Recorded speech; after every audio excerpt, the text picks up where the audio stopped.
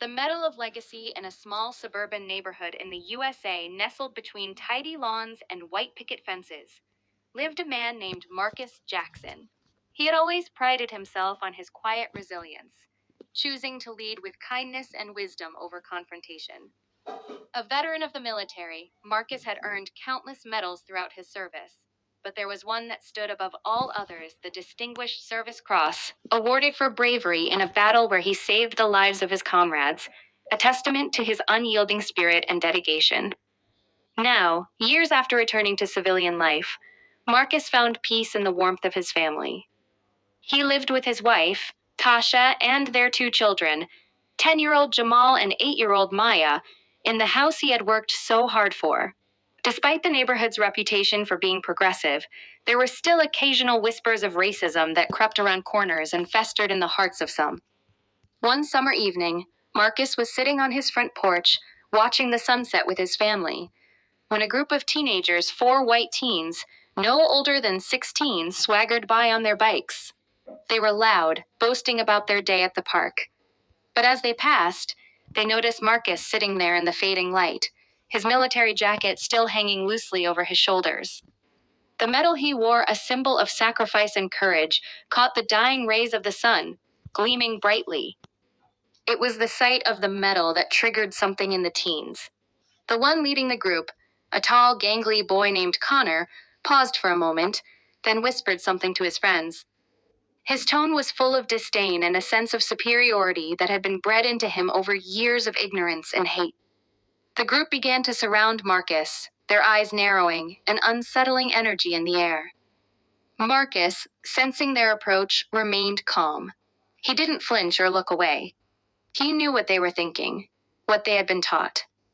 He had encountered this before: young people raised in prejudice, whose hate was ingrained rather than earned. "What are you looking at, old man?" Connor sneered, his voice laced with venom. Marcus stood slowly, his body still strong from years of training and discipline.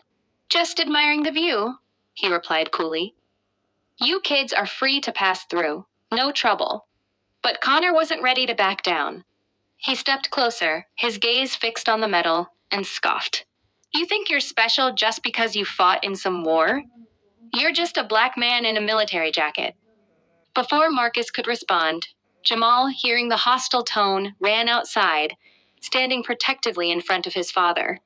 "Leave my dad alone!" he shouted, his small voice full of determination. The teens laughed, but it was a nervous laugh. The kind that didn't carry confidence, but rather fear of something they didn't understand. For a moment, there was silence. Marcus, still calm, turned his attention to Connor, his eyes steady and unblinking. "You know," Marcus began, his voice carrying the weight of years of experience, "this medal doesn't make me better than anyone. But it does tell a story. A story of a man who put himself in harm's way to protect others. People who didn't look like me, people who might even hated me. But I did it anyway." Connor and his friends stood there, unsure of how to react. There was something in Marcus's words, in his calm demeanor, that began to shift the tension in the air. The taunting smile on Connor's face started to fade, replaced with a flicker of uncertainty. Suddenly, as if a collective switch had been flipped, the teens turned and began to walk briskly away. The whispers of their footsteps filled the space as they quickly mounted their bikes, pedaling down the street without another word. Jamal, confused and a bit proud, looked up at his father. What happened? Why did they leave? Marcus knelt down and placed a hand on his son's shoulder. "Sometimes, Jamal, people are scared of things they don't understand. And sometimes just standing your ground with honor can teach them a lesson." Tasha, who had been watching from the window, came out to join them. "What did you say to them?" she asked, her eyes full of curiosity. Marcus smiled, adjusting his jacket. "I told them a little bit of my story. But more importantly, I showed them that I don't need to prove anything. My actions and this medal speak for themselves."